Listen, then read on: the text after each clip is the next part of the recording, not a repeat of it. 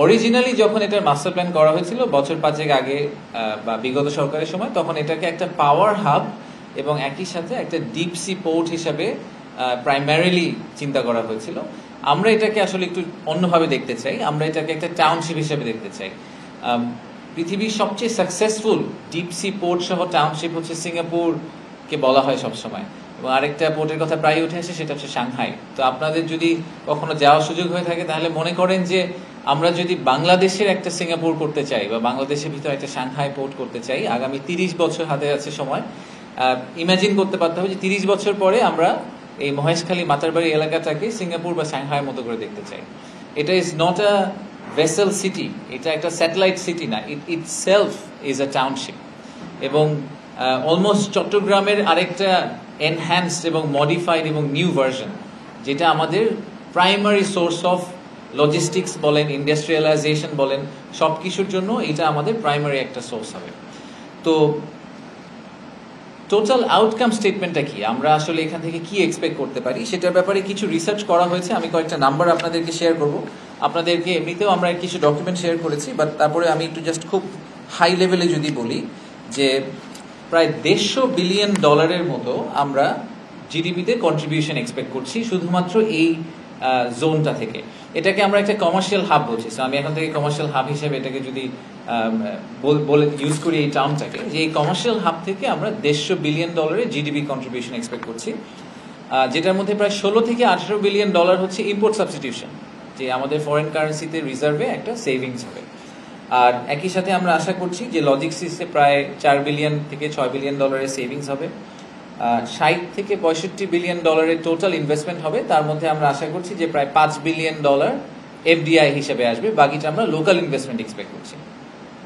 আর finally প্রায় 1.5 লাখ লোকের কর্মসংস্থান ডিরেক্টলি আমরা এক্সপেক্ট করছি, ইনডিরেক্টলি সব মিলিয়ে প্রায় 25 লাখ লোকের কর্মসংস্থান আমরা আশা করছি এই এলাকা থেকে হবে। তো এটা এগেন আপনাদেরকে একটু সামনের দিকে তাকিয়ে চিন্তা করতে হবে। আমি জানি যে আমরা সবসময় আশা করি যে কালকে কি হয়ে যাবে, বাট আমাদের এটা this is a beginning of a very very long term plan. But আমরা যদি এটাকে সফলভাবে করতে পারি, আসলেই বাংলাদেশের চেহারা বদলানোর জন্য সবচেয়ে বড় ইনগ্রেডিয়েন্ট হিসাবে আসলে এই মহেশখালী ইন্টিগ্রেটেড ডেভেলপমেন্ট এরিয়াটা আপনি চিন্তা করতে পারেন। তো 4টা পিলারের উপর বেস করে আমাদের এই ডেভেলপমেন্টটা কাজ করছে। প্রথম পিলারটা হচ্ছে পাওয়ার অ্যান্ড এনার্জি। আপনারা সবাই জানেন যে আমাদের পাওয়ার জেনারেশনে একটা অনেক বড় মানে অগ্রগতি হয়েছে, কিন্তু এখনো আমরা এক্সপেক্ট করছি যে আমাদের পাওয়ার জেনারেশনে আরো রিকোয়ারমেন্ট তৈরি হবে এবং এসব ইন্ডাস্ট্রিয়াল পার্ক হলে আরো বেশি তৈরি হবে। তো প্রথম যে প্ল্যানটা করা হয়েছিল 2018 সালের দিকে, তখন কোল বেসড একটা প্ল্যান করা হয়েছিল যে প্রায় 10 গিগাওয়াটের মতো কোল ফায়ার পাওয়ার প্ল্যান্ট হবে। তো এখন একটা অলরেডি প্রায় 1 গিগাওয়াটের মতো কোল ফায়ার পাওয়ার প্ল্যান্ট হয়ে গেছে, সেটা তো হয়েই গেছে, বাট এরপরে আর আমরা কোনো কোল করবো না। তো আমরা চিন্তা করছি যে আমরা এর পরের যে পাওয়ার জেনারেশন এই এলাকাকেই শুধু পাওয়ার সার্ভ করবে না, সে সমগ্র চট্টগ্রাম রিজনকে পাওয়ার সার্ভ করবে। এরকম আইদার আমরা গ্যাস ফায়ার পাওয়ার প্ল্যান্ট অথবা নিউক্লিয়ার পাওয়ারের দিকে চিন্তা করতে পারি। সোলার করার মতো আমাদের হয়তো এত হাই ভ্যালু ল্যান্ডে আমাদের জন্য লজিক্যাল নাও হতে পারে, যেহেতু এই জায়গাটা একেবারেই সমুদ্র বন্দরের পাশে। তাই আমরা কম জায়গা নিয়ে কিভাবে অনেক পাওয়ার জেনারেট করা যায় এই ধরনের পাওয়ার সোর্সের কথা চিন্তা করবো।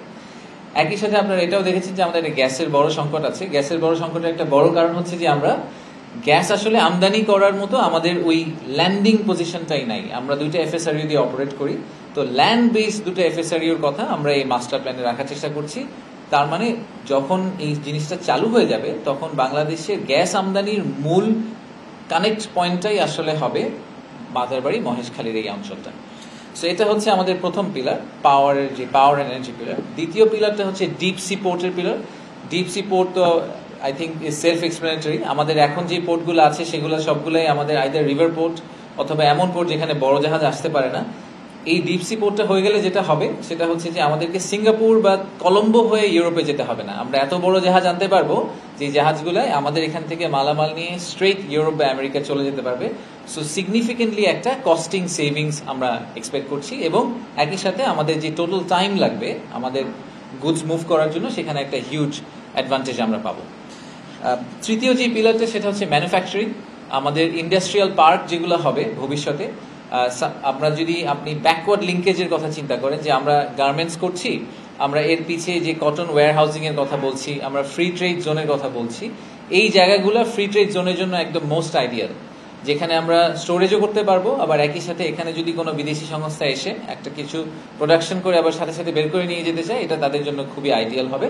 সো আমরা এক্সপেক্ট করছি যে মেজর ইন্ডাস্ট্রিয়ালাইজেশন, একদম অয়েল রিফাইনারি থেকে শুরু করে all the way to end কাস্টমারের যে আমরা গুড সার্ভিস করি, সেগুলোর জন্য আমরা একটা বড় জায়গা ওখানে ইয়ারমার্ক করা আছে। আর ফাইনাল যে ফোর্থ পিলারটা, এই পিলারটা আমাদের আগে ছিল না, এটা আমরা এই বছর অ্যাড করেছি বা আমাদের নতুন প্ল্যানে আমরা অ্যাড করছি, সেটা হচ্ছে ফিশিং।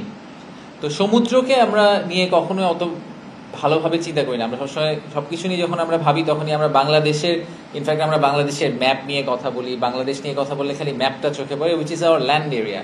বা যে হিউজ বে অফ বেঙ্গল আমাদের আছে, যেখানে আসলে হিউজ পরিমাণ রিসোর্স আছে, ব্লু ইকোনমিতে অনেক কিছু করার সুযোগ আছে, starting from deep sea fishing all the way to fish processing বলি, শিপ বিল্ডিং বলি, শিপ এই সব ক্ষেত্রেই, শিপ রিপেয়ারিং এর কথা বলি, এই সব ক্ষেত্রেই আসলে আমাদের অনেক বড় একটা সুযোগ আছে। এবং সে কারণে আমাদের এই কারণে তানজিম ভাইকে নিয়ে আসা হয়েছে যে আমরা ক্যাটাগরিক্যালি সি এর থেকে যেই কমার্শিয়াল আউটপুটটা পাওয়া সম্ভব সেইটাকে ম্যাক্সিমাইজ করার জন্য মিডিয়া খুব অ্যাক্টিভলি কাজ করবে, একটা লিড রোল প্লে করবে। সরকারের অনেকগুলো সংস্থা এটা নিয়ে কাজ করে, বাট আলটিমেটলি যেটা হয় যে সংস্থারা আলাদা আলাদা যেহেতু রোল প্লে করে, ইভেন্চুয়ালি কোনো আউটপুট আসে না। তা আমরা সেন্ট্রাল পয়েন্ট হিসেবে চেষ্টা করব যে সরকারি সংস্থাগুলো সমন্বয় করার এবং একই সাথে ইনভেস্টরদের ফেসিং হয়ে ইনভেস্টরদেরকে বাংলাদেশে নিয়ে আসার চেষ্টা করব। তো এই হচ্ছে আমাদের মোটা দাগে 4টা পিলার। তো এখন যদি আমি একটু টাইম লাইনে যাই যে আমাদের রোড ম্যাপটা কিরকম হবে, 3টা পিরিয়ডে আপনি 2025 থেকে 2055কে সাজাতে পারেন। প্রথম 5 বছরকে আমরা বলছি ইনকিউবেশন পিরিয়ড, একেবারেই প্রাইমারি লেভেলে জিনিসপত্র হচ্ছে। আমরা ডিপ সি পোর্টটাকে চালু করব আগামী 5 বছরের মধ্যে। ডিপ সি পোর্ট কিন্তু এখনো চালু হয়নি, মাত্র কন্ট্রাক্ট পাস করা হয়েছে। একদম ফাউন্ডেশনাল যে ডেভেলপমেন্ট, কিছু পাওয়ার হাব, কিছু রোড রেল কানেক্টিভিটি, এগুলো আমরা প্রথম 5 বছরের মধ্যে করে ফেলার চেষ্টা করব। এর পরে আমাদের যে পার্টটা, সেটার নাম হচ্ছে ecosystem development period. Ecosystem development পিরিয়ডে আমরা পোর্ট ডেভেলপমেন্টের ফেজ 2 কমপ্লিট করব, যেখানে এলএনজি টার্মিনালগুলো হয়ে যাবে এবং একই সাথে কিছু ইন্ডাস্ট্রি দাঁড়িয়ে যাবে। এটা প্রায় আমরা 2043-44 পর্যন্ত আশা করছি, যে 30 থেকে নেক্সট 15 বছর 2030 থেকে 2045 পর্যন্ত আমরা এই ইকোসিস্টেম ডেভেলপ করব। আর ফাইনাল যে ফেজটা, যেটাকে আমরা ডাইভার্সিফিকেশন ফেজ বলছি, 2045 থেকে 2055, তখন আমরা একটা ট্যুরিজমের কথা চিন্তা করতে পারি, ইকো ট্যুরিজম। এবং ইভেন্চুয়ালি যেটা হবে, কক্সবাজার আর মহেশখালী কিন্তু এক হয়ে যাবে। এই মহেশখালী এক্সপ্যান্ড করতে করতে কক্সবাজারের ভিতর ঢুকে যাবে, কক্সবাজার এক্সপ্যান্ড করতে করতে মহেশখালীর ভিতর ঢুকে যাবে। So you can imagine this as a holistic school, hospital, full township, একটা কমপ্লিটলি নতুন একটা শহরের জন্ম নিবে, যে শহরটা আসলে আমাদের নতুন কমার্শিয়াল হাব হিসেবে অপারেট করবে। That is the long term vision. So 2055-তে গিয়ে আমরা এরকম একটা কিছু আশা করব এবং আমাদেরকে এখন থেকে সেই কাজটা শুরু করতে হবে। তো অন্তর্বর্তীকালীন সরকারের আমলে তো আর সবকিছু হবে না। আমাদের অন্তর্বর্তী সরকারের আমলে আমরা কি কি অ্যাকমপ্লিশ করতে চাই, এবার আমি একটু ছোট করে জুম ইন করে এই জায়গাটা এসে বলি, তারপরে I will take some questions. So অন্তর্বর্তীকালীন সরকার আমলে আমরা একটা 120-day প্ল্যান আজকে প্রধান উপদেষ্টাকে প্রেজেন্ট করেছি। আমাদের মূল কাজগুলোকে আমরা দুভাগে ভাগ করেছি। একটা হচ্ছে পিওর অ্যাডমিনিস্ট্রেটিভ যে কিছু কাজ আছে, যে কোনো অথরিটি হলে তাদের জনবল লাগে, তাদের একটা বাজেট লাগে, তাদের একটা অর্গানাইজেশনাল ডায়াগ্রাম লাগে, তাদের একটা সেট আপ লাগে, তারা একটা অফিস করবে। এই অ্যাডমিনিস্ট্রেটিভ বেশ কিছু কাজ আমরা নেক্সট 120 দিনে, যেগুলো ফাউন্ডেশনাল, সেগুলো করে শেষ করে ফেলতে চাই। আর ইমপ্লিমেন্টেশন সাইডে, যেটা আমাদের দ্বিতীয় পার্ট, সেখানে আমরা যেটা করব সেটা হচ্ছে যে আমরা মাস্টার প্ল্যানটাকে লকডাউন করতে চাই। এই মাস্টার প্ল্যানটা একটা লিভিং মাস্টার প্ল্যান, এটা বারে বারে চেঞ্জ হবে, কিন্তু যেটা আমি প্রথমেই বলেছি যে অরিজিনাল যে আইডিয়াটা ছিল যে একটা পাওয়ার হাব এবং ডিপ সি পোর্ট হবে, দ্যাট ইজ টু ন্যারো আমাদের মতে। We want to make it a much wider vision, যেখানে আমরা টাউনশিপটাকে কেন্দ্র করে এবং কমার্শিয়াল হাব হিসেবে এটাকে চিন্তা করে আমরা একটা খুব হোলিস্টিক মাস্টার প্ল্যান করতে চাই। ফিশ প্রসেসিং বলি, শিপ রিপেয়ার বলি, আর একই সাথে ইন্ডাস্ট্রিয়াল পার্ক বলি, ট্যুরিজম বলি, সব কিছুকে নিয়ে আমরা একটা প্রপার মাস্টার প্ল্যান করব এবং সেই মাস্টার প্ল্যানটা গভর্নিং বোর্ড থেকে আমরা অ্যাপ্রুভাল করিয়ে নেওয়ার চেষ্টা করব। এটা শুনে মনে হচ্ছে খুব সোজা, এটা আসলে খুবই চ্যালেঞ্জিং একটা এক্সারসাইজ, বিকজ বাংলাদেশ সরকারের সবগুলো মন্ত্রণালয়কে আসলে অ্যালাইন করতে হবে যে তাদেরকে যে অংশটা দেওয়া হয়েছে এবং তাদের যে রেসপন্সিবিলিটি, এটার কম বা বেশি কোনোটাতেই হবে না, তাদের সবাইকে এগ্রি করতে হবে যে তারা এতটুকু নিয়েই কাজ করবেন। এটা যদি আমরা করতে পারি তাহলে এটা একটা বড় সাকসেস হবে, যে আমরা একটা first set of proper hard coded master plan দাঁড় করানোর চেষ্টা করবো। তো আমাদের মূল 120 দিনের প্ল্যান হচ্ছে যে আমরা একটা ভিশন, মাস্টার প্ল্যান, ন্যারেটিভ দাঁড় করাবো। একই সাথে আমরা চেষ্টা করব যে সাংহাই পোর্ট বা সিঙ্গাপুর পোর্টে যে বেস্ট প্র্যাকটিসগুলো এগুলো কিভাবে ইনকর্পোরেট করা যায় সেটার জন্য আমরা একটা পেপার তৈরি করে দিয়ে যাব, যাতে ভবিষ্যৎ সরকার যখন আসে তারা এটাকে ব্লুপ্রিন্ট হিসেবে ইউজ করে তাদের মতো করে ইনফ্রাস্ট্রাকচার ডেভেলপমেন্টটাকে কন্টিনিউ করতে পারে। ধন্যবাদ।